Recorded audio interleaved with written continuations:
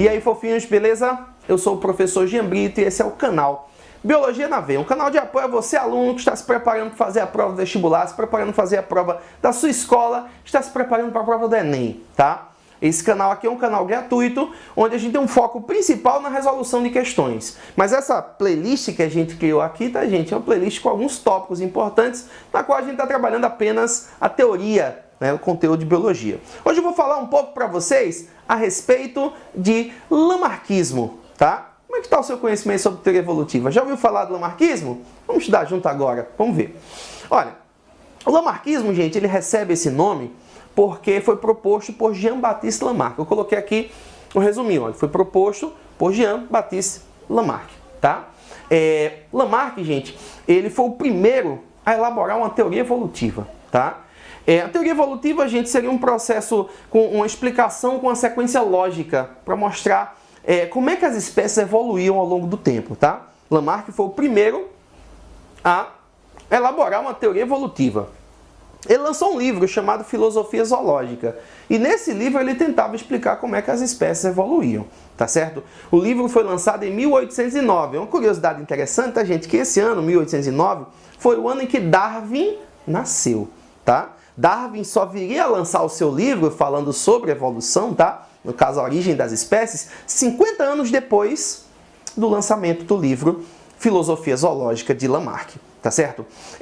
Nesse livro, gente, ele tentava explicar como é que as espécies evoluíam. E Lamarck, em suas explicações, ele tentava mostrar esse processo evolutivo baseado principalmente em duas leis, que eu coloquei aqui para vocês, ó. Lei do uso e do desuso. O que é que essa lei do uso e do desuso falava? Ela dizia o seguinte, ó, quanto mais um organismo utilizasse determinada parte do seu corpo, mais essa parte tenderia a desenvolver. E quanto menos ele usasse uma determinada parte do seu corpo, mais essa parte tenderia a atrofiar. Tá certo? Então, lei do uso e do desuso. Lamarck aplicava isso para explicar o processo evolutivo das espécies. Aplicava também essa segunda lei, ó, lei da transmissão dos caracteres adquiridos. Ele, por essa lei, ele explicava que a característica adquirida pelo uso-desuso ou pelo ambiente, ela seria transmitida hereditariamente. Ela seria transmitida aos descendentes. Característica adquirida pelo uso-desuso ou pelo meio seria transmitida aos descendentes. Pessoal, vale a pena lembrar para vocês que aí a gente está falando do início do século XIX, tá? Quando os cientistas não conheciam corretamente o processo de hereditariedade. Nem Darwin, né, que viria a lançar um livro 50 anos depois, sabia corretamente como é que se dava a hereditariedade, tá? Então Lamarck, quando citou essa lei da transmissão dos caracteres adquiridos, ele explicou a evolução a partir de algo que se desconhecia a forma correta na época. Talvez tenha sido seu maior pecado, né, explicar a transmissão de características adquiridas, né? Já que não se conhecia a hereditariedade de forma correta na época, tá bom? Uma coisa interessante para falar para vocês, gente, é que Lamarck ele não conseguiu convencer a comunidade científica de que o processo evolutivo realmente acontecia. Só quem conseguiu fazer isso foi Darwin 50 anos depois, tá? Outra coisa interessante também, é muito comum nas questões de provas, de vestibulares, prova do Enem, é muito comum você ver questões trazendo frases para que você interprete se a frase é lamarquista ou se a frase é darwinista, ou até mesmo se essa frase é neodarwinista, tá bom? Para a frase ser lamarquista, tem que dar a entender uma dessas duas leis, lei do uso-desuso, lei da transmissão dos caracteres adquiridos. Às vezes não está tão explícita a ideia do lamarckismo na frase. Tem outra dica que eu também cito aos meus alunos, a seguinte ideia, ó. Você lê a frase que está sendo dada ali, que está sendo fornecida, e você percebe que a frase está dando a entender que o ambiente está forçando uma mudança no indivíduo. Pode botar isso até como observação aí no seu caderno. Toda vez que a frase der a entender que o ambiente força uma mudança no indivíduo, que o ambiente força uma mudança na espécie, essa frase tem uma visão lamarquista, tá? Um outro ponto importante para... Deixa eu dar um exemplo para vocês dessa frase, voltando um pouquinho. Então, se a frase der a entender que o ambiente muda o indivíduo, é uma frase com visão lamarquista. Tem uma frase clássica que cai em provas, eu vou trazer aí para vocês agora. Por exemplo, o gafanhoto é verde porque vive na grama. Essa frase, né, o gafanhoto é verde porque vive na grama, dá a entender que a grama verde fez ele ficar verde.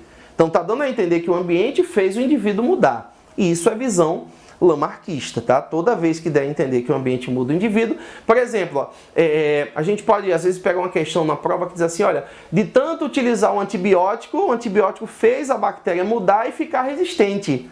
Essa frase tem uma ideia lamarckista porque o antibiótico estaria modificando a bactéria, tá? Então, frases com visão lamarckista dão essa ideia de que o ambiente muda a espécie, muda o indivíduo ao longo do tempo, tá?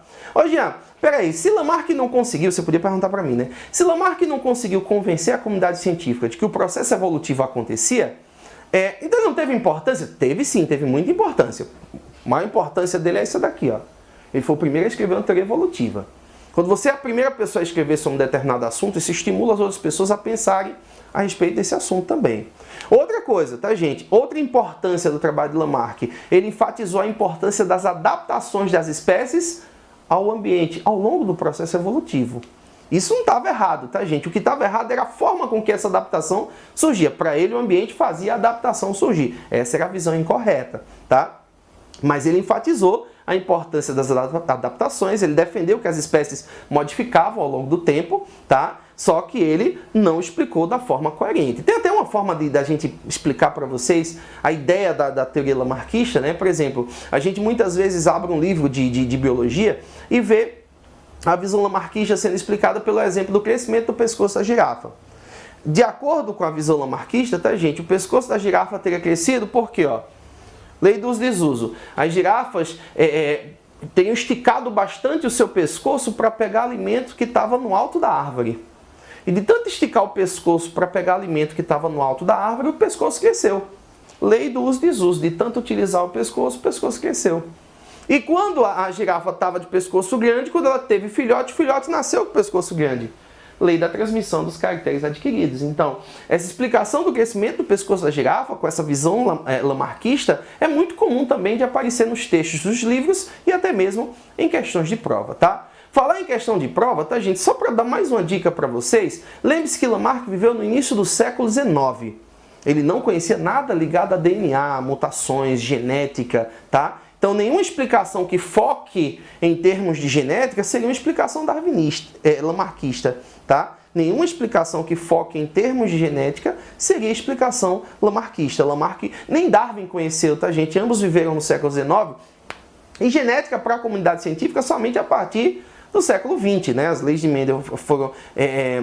o trabalho de Mendel foi redescoberto no início do século XX, e a partir daí que a gente passou a entender e falar um pouco mais a respeito de hereditariedade, com propriedade, corretamente, digamos assim. Beleza? Então, gente, foi muito bom aqui estar mostrando para vocês um pouco sobre teorias evolutivas. Espero que vocês tenham gostado. Se vocês gostaram, não se esquece aí de clicar no curtir, né, e clica também no sininho, se inscreve no nosso canal, né, compartilha os nossos vídeos. Vamos juntos estudando, eu, você, até a sua aprovação.